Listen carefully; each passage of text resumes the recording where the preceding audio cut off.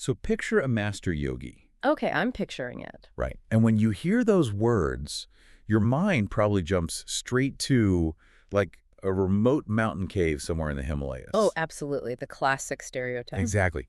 You're picturing someone sitting in the lotus position, floating in this state of perpetual bliss, and just completely detached from the mundane realities of life. Like grocery shopping or paying taxes. Yeah. Or battling a sugar craving or stressing out about getting 8 hours of sleep.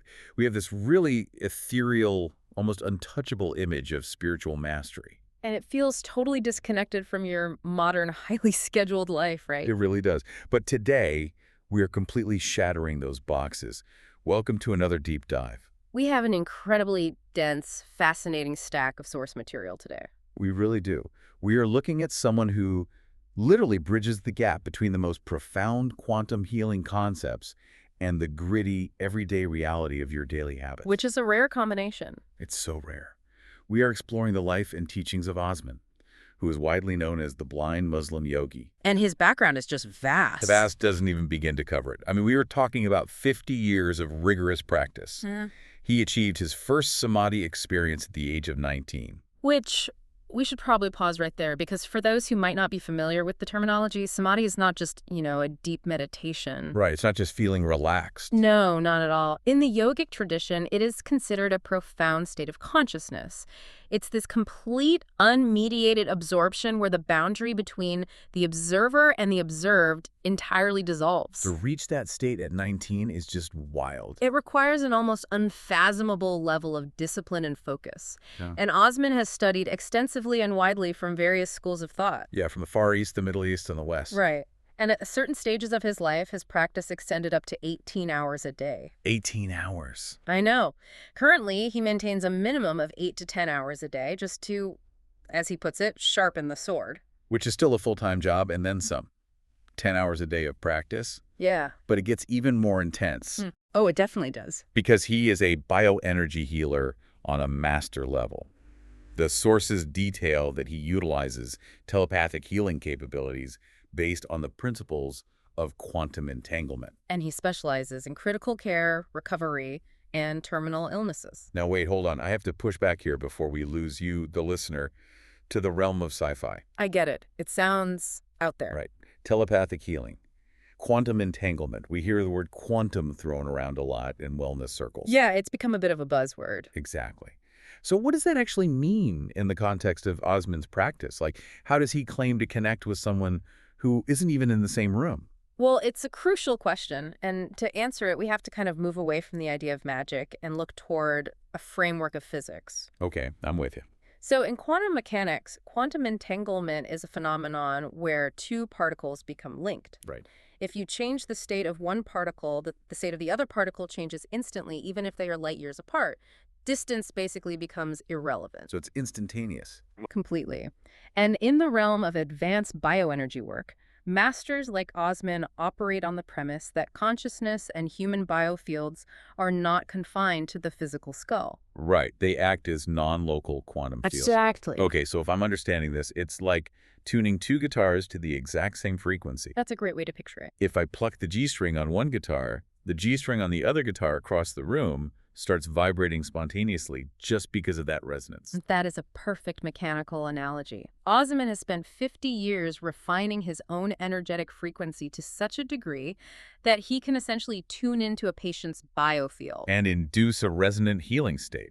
Right, regardless of physical proximity. This intense dedication, this 18-hour-a-day historical practice, is precisely why he has such an uncommon ability to heal at very serious levels. And with exceptionally high success rates, according to the sources. Exactly. It's also why his specialized treatment and consultation fees are, well, not inexpensive. Which makes sense. When you book a session with him, you aren't just paying for an hour of his time. No, you are accessing a lifetime of specialized, highly tuned, quantum energy work. But here is the beautiful part, and really the entire mission of today's deep dive. Yeah, his broader mission is really inspiring. It is. Osman's ultimate goal is to encourage as many people as possible into a scientific approach to wellness. He wants a result-based, simplified methodology. Drawn from these ancient yoga and meditation sciences, exactly. He has spent his life tirelessly trying to simplify these incredibly complex protocols. Like the quantum entanglement we just talked about. Right, taking these high-level concepts and turning them into methods you can use to achieve results easily. He wants to revive these ancient sciences to improve your health, your peace of mind, your relationships, and even your finances. Which is why he offers extensive, unique advice, direction, and techniques completely for free on his YouTube channel. That's a huge resource. It really is. Yeah. And if you want paid live daily video lessons or one-to-one consultations or group sessions, he has a Patreon channel linked on his website. Which is yogawellness786.com. Yes, yogawellness786.com. The only service exclusively reserved for the premium paid tier is his energy healing. But the knowledge, the daily protocols, he doesn't withhold any of it on his free platform. Not at all. And you can also find his audio content by searching for The Blind Muslim Yogi on both Apple Podcasts and Spotify. So remember to follow his podcast channel if you're on those platforms. Definitely. But before we jump into the actual protocols, we need to set a very clear baseline. Yes, the disclaimer is super important here. Right. Osman explicitly states a crucial disclaimer regarding his work. His natural, holistic, and energy therapies are not a replacement for licensed medical treatment. If you have a medical condition, you must consult a qualified medical professional. Absolutely. His services are complementary. They are designed to enhance your body's innate capacity to cope with and battle physical and psychological challenges, Adding to whatever might be lacking in the traditional medical field. It's an additive process, not an alternative one. So, with that understood, what is truly striking about Osman's methodology is where he tells us to begin. It's probably not where people expect. No. You might expect a master of telepathic healing to start with, like aura cleansing or chakra alignment. But instead, he starts with the gritty mechanics of inflammation and psychological health. Which is so grounded. Osman notes that there are 72 general categories or types of psychosis. And he points out something foundational here. Yeah, he says many of these psychological ailments are directly linked to physical inflammation. This is where ancient wisdom and modern biology just collide perfectly. I love when that happens. Because when we think of mental distress, anxiety, severe depression, erratic behavior, we usually think of it as a software problem. Right, we think the mind is just thinking bad thoughts. Or maybe we view it strictly as a localized chemical imbalance in the brain itself. But Osman is saying, no, this is systemic. It's a whole body inflammatory response. Exactly. So how exactly does a physical fire in the body translate into a mental breakdown? Well, it comes down to the communication superhighways of the body, Okay. particularly the vagus nerve and the immune system. When your physical body is inflamed, maybe from chronic stress or a poor diet or environmental toxins, your immune system releases these inflammatory markers called cytokines. Cytokines, right. And for a long time, science believed the brain was completely walled off from this by the blood-brain barrier. Like a firewall. Exactly like a firewall. Yeah. But we now know that chronic systemic inflammation can actually degrade that barrier. Oh, wow. Yeah, so those inflammatory markers cross over and literally inflame the neural tissue. So the brain is physically swelling on a microscopic level. That's exactly what's happening. And an inflamed brain cannot regulate mood. It just can't function normally. Right. An inflamed brain is in a state of constant low-grade biological panic. The neural pathways become rigid. You lose neuroplasticity. Which is the ability of the brain to adapt and change. Exactly. And this is why you feel stuck in loops of anxiety or depression. The hardware is physically overheated. That makes so much sense. And Osman recognized this connection long before it was standard medical knowledge. The physical and the mental are entirely entangled. And his prescription for this overheated, inflamed brain is fascinating. He doesn't just say, meditate when you feel stressed. No, he has a very specific dosage. He really does. He states that the practice of mindfulness has a massive stress-relieving and calming influence on the body, but only provided it is practiced for a disciplined, sustained period of exactly 6 weeks or more. The time frame is key. He goes so far as to claim that this consistent practice is so powerful, no psychiatric drug can rival it. Which is a bold statement, but backed by his experience. And with strict, licensed medical supervision, a person could potentially use this 6-week protocol to slowly taper off pharmaceutical dependence. Again, the specificity of that timeline, 6 weeks, is the critical mechanism here. Right. Why 6 weeks?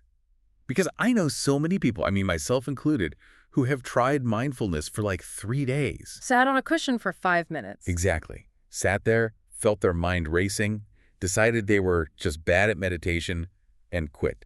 We treat mindfulness like it's an aspirin, Yes, we take it and expect the headache to vanish in 20 minutes. which is a fundamental misunderstanding of what mindfulness is actually doing to your biology. How so? If you think of mindfulness not as a painkiller, but as physical therapy for the brain, the 6-week timeline makes perfect sense. Ooh, physical therapy. I like that. When you practice mindfulness, you are engaging the prefrontal cortex, the logical regulating part of the brain, and forcing it to calm the amygdala, the fear center. Right. Doing this once does almost nothing, but doing it daily for 6 weeks, you are forcing the brain to prune away old, anxious synaptic connections and build new, thicker neural pathways of calm. So it's structural remodeling. Literally. It's like pouring a new concrete foundation. You can't pour concrete and start building a house on it an hour later. No, it has to cure. It has to cure. I like to think of Osman's 6-week prescription as a slow-release capsule. You have to let it build up in your system. You do. And by doing that, you are literally lowering the biological stress markers, lowering the cortisol, lowering the adrenaline. Which in turn lowers the physical cytokines, the inflammation. Precisely. You are putting out the fire in the body by gaining control of the mind. That is so powerful. And in yogic traditions, particularly concerning subtle life force energy or kundalini, this preparation of the nervous system is non-negotiable. You can't skip it. No. Hmm. If you try to awaken profound spiritual energy in a nervous system that is inflamed and psychologically unstable, it can cause severe distress. The system will basically short circuit. It will. Osman understands that you cannot bypass your psychological health to reach spiritual heights. You have to put in the weeks of discipline. But, and this is a massive but, you cannot possibly hope to calm your mind and rebuild your neural pathways if you are actively pouring inflammatory fuel into your physical body 3 times a day. Which leads us directly into Osman's approach to food. And honestly, looking through these sources, his dietary advice completely shocked me. It certainly shatters the stereotype. It really does. There is an assumption that to practice yoga at a master level, to reach samadhi, you must instantly transform into a strict, raw vegan who only eats food fallen naturally from trees. But Osman is incredibly practical when advising others. Yes, for you, the listener, trying to build a foundation. He advocates for a balanced omnivore approach. He specifically suggests an 80-20 balance. Right. Keep 80% of your diet wholesome and clean, but enjoy your burgers, enjoy your French fries 20% of the time. I have to say, hearing a master yogi say, enjoy your burgers, is deeply refreshing. Isn't it? It completely removes the shame from eating. But he isn't giving us a free pass to eat garbage all day. No, definitely not. He doesn't pull any punches about the dangers of the modern diet. He specifically targets sugar. Yeah, his stance on sugar is intense. He points out that the addictive physiological pathway of sugar in the brain directly mimics that of heroin. And he argues it is more addictive than cocaine. Which sounds crazy, but again, we have to look at the mechanism behind that claim.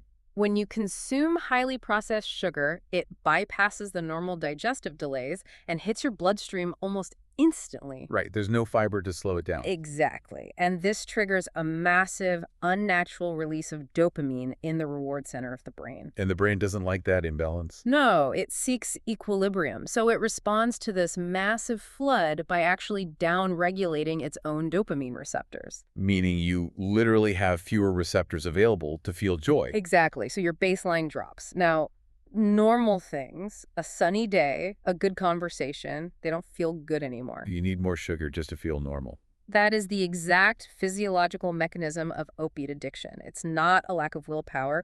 Your neurobiology has been hijacked. Now, I have to jump in and push back here. Yeah. Because this seems like a contradiction in Osman's advice. How so? Well, if sugar and highly processed foods are literally hijacking the brain like heroin, isn't telling a beginner to eat an 80-20 diet essentially telling a recovering addict, like, hey, it's cool, just have a little bit of heroin on the weekends? That's a fair point. Like, how does he reconcile the extreme danger of these foods with the allowance of a 20% cheat margin? It is a brilliant point, and the reconciliation lies in the psychology of restriction. Okay, unpack that for me.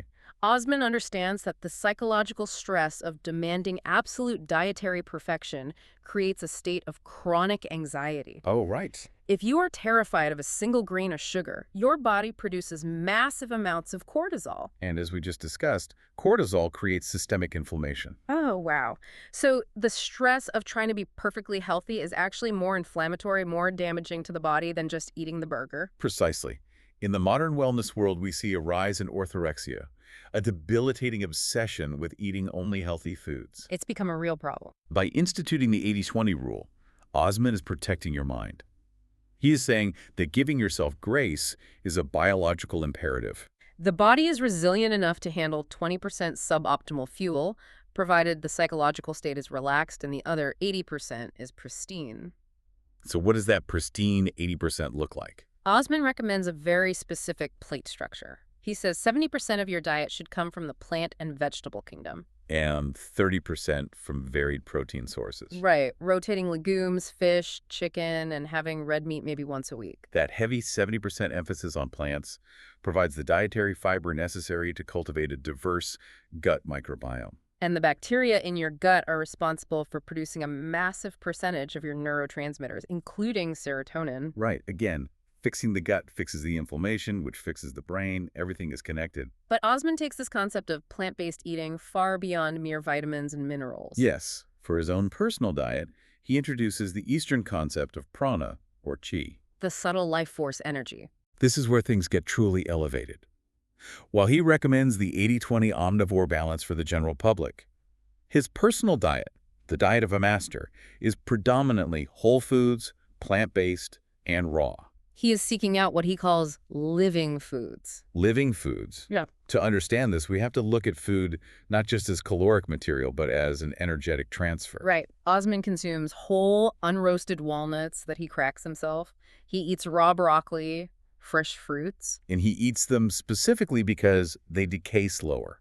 The enzymes are still intact. Let me try an analogy here. Think of cooked food versus raw food like a battery. Okay, I'm listening. When you cook a vegetable, you kill the active enzymes. You've essentially handed your body a dead battery. Right. Yes, the physical material is there, the calories are there, but your digestive system has to expend a massive amount of its own energy, its own heat, just to break down that dead matter. Though that makes sense. But raw, living food is a fully charged battery.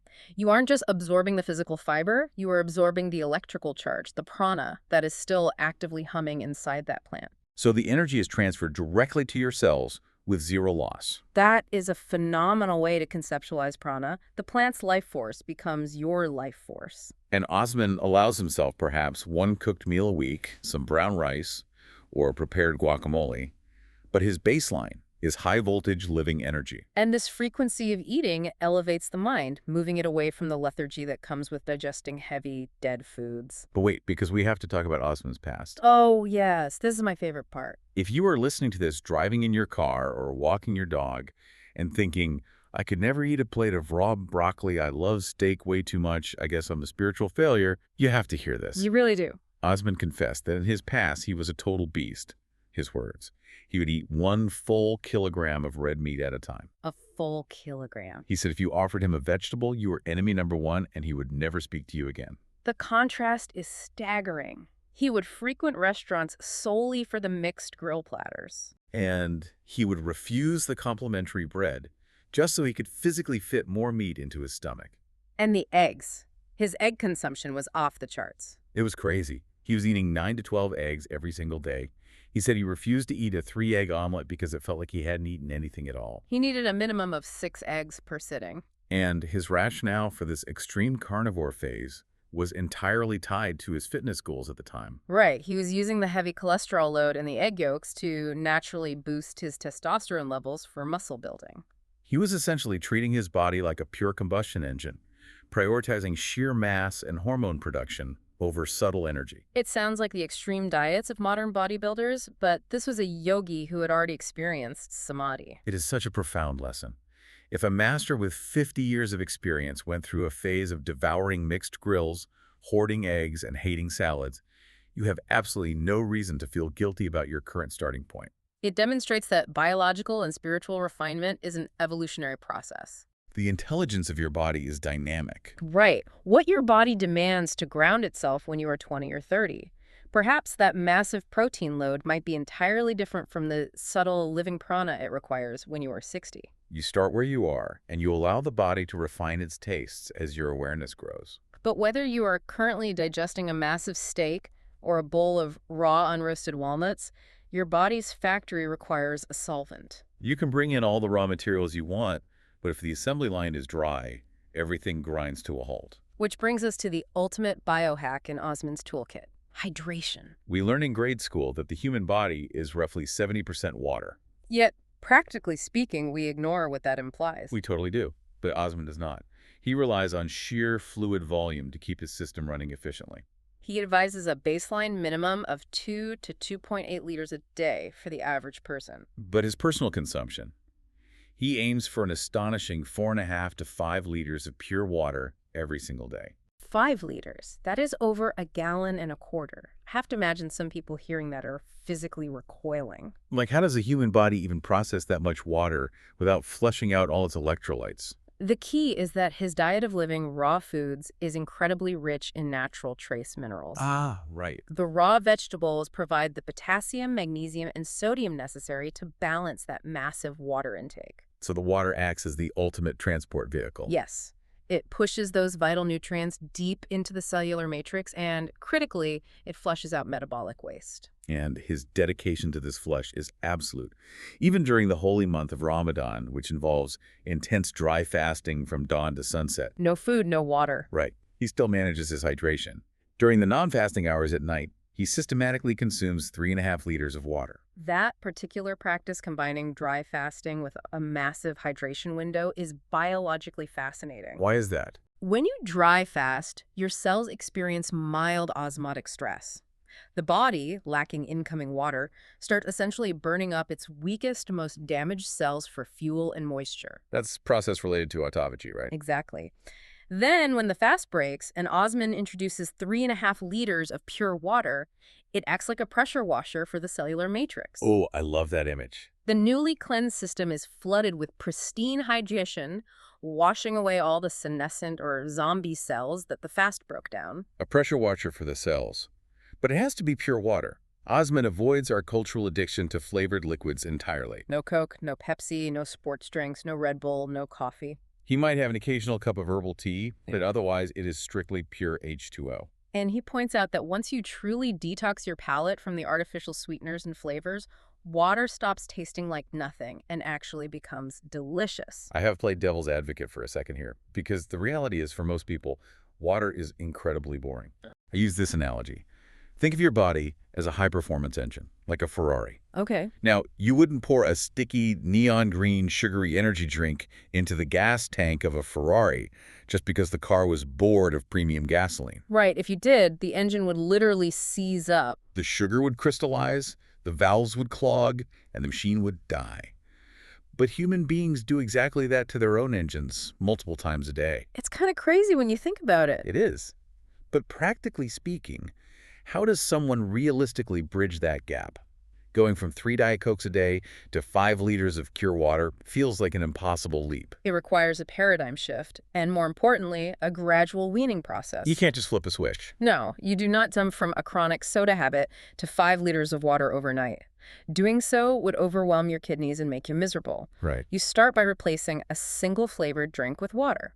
Then you begin to understand the mechanism of cellular hydration versus artificial stimulation. What's the difference? When you drink a caffeinated, sugary beverage, you are borrowing energy from tomorrow. You are spiking your adrenals. Ah, so it's a loan you have to pay back. Exactly. But when you drink pure water, you are facilitating actual ATP energy production in the mitochondria. Real energy. Yes. Once your body feels the difference between fake, borrowed energy and genuine cellular power, the craving for the soda naturally falls away. So if we recap where we are, we've calmed the inflamed brain with 6 weeks of mindfulness. We've upgraded the fuel source to an 80-20 balance, leaning heavily into living, prana-rich foods. And we've pressure washed the entire system with massive hydration. Now, the body has a surplus of clean energy. It has to move. It has to. And this is where Osman completely shatters the typical yogi stereotype. Indeed. One might assume that a master yogi considers yoga poses, asanas, to be the ultimate and only necessary form of physical movement. But Osman explicitly states something you rarely hear from a yoga teacher. Yoga is not going to make your muscles strong. I appreciate that honesty so much. Right. You scroll through social media, you see these beautiful, gravity-defying yoga flows, and you assume that's all those people do. But Osman, despite his advanced Kundalini control and his mastery of esoteric energy, views heavy strength training as absolutely mandatory. He trains 4 times a week. And he doesn't just go to the gym and wing it. He follows a strict, progressive program. Designed by a U.S.-based fitness coach with a Ph.D. in fitness science. This perfectly encapsulates Osman's mission to merge ancient practice with scientific reality. He intimately understands the physiological limitations of the human body, particularly as we age past 50. Yoga is phenomenal for flexibility, balance, and opening energetic pathways. But it does not provide the progressive mechanical overload required to signal your bones to grow denser. The mechanism of bone density, that's the key here. Why does a yogi need to lift heavy weights? Because of osteoblasts. These are the cells that build bone. And they only activate when they experience significant mechanical stress? Like the pull of a muscle lifting a heavy dumbbell.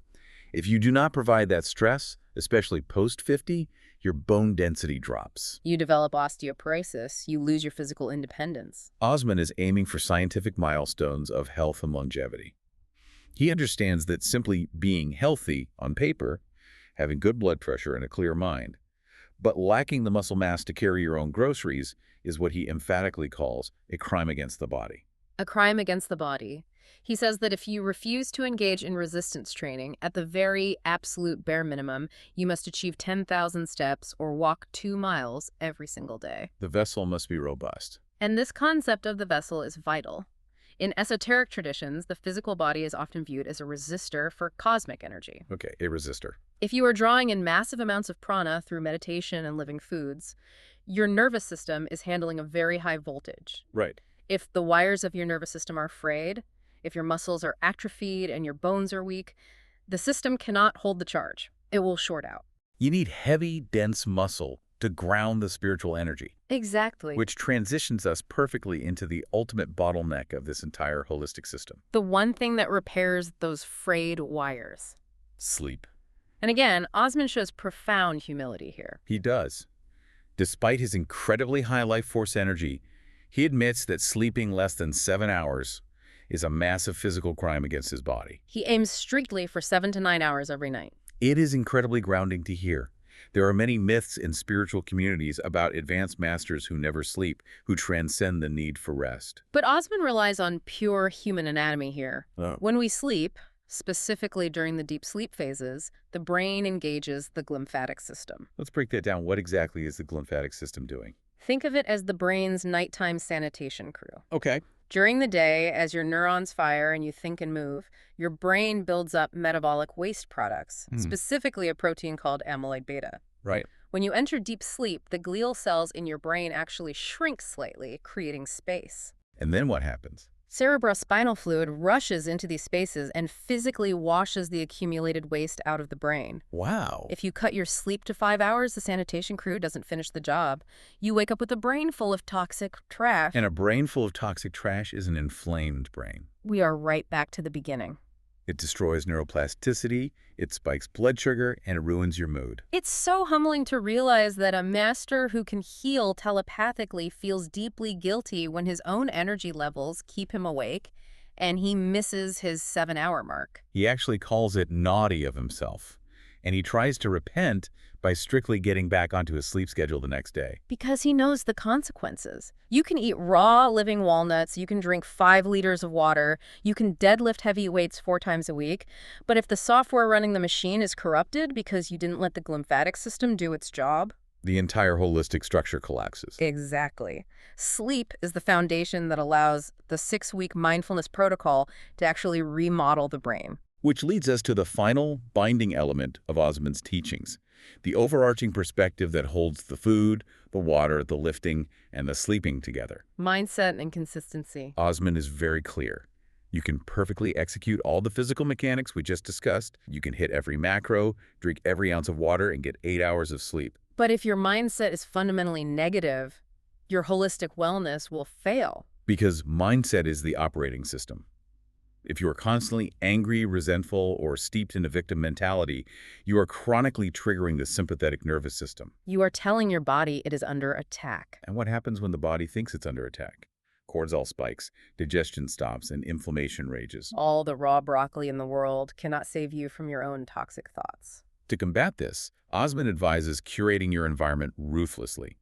He suggests actively associating with positive people, taking self-motivation courses, and consuming positive wellness media. He is so passionate about this that he even offers to recommend or provide free motivational courses to individuals who reach out to him. You have to feed the mind with the same intentionality that you feed the stomach. But, and this is my absolute favorite rule of his entire methodology, he adds a massive, crucial caveat to all this wellness advice. He calls them the anti-fanaticism rule. Yes. He says, do not become fanatical about any of this. He recommends checking in on wellness topics, reading the books, or listening to the advice maybe once a month or a fortnight. Do not make it a daily, overwhelming obsession. This goes back to our earlier discussion about orthorexia.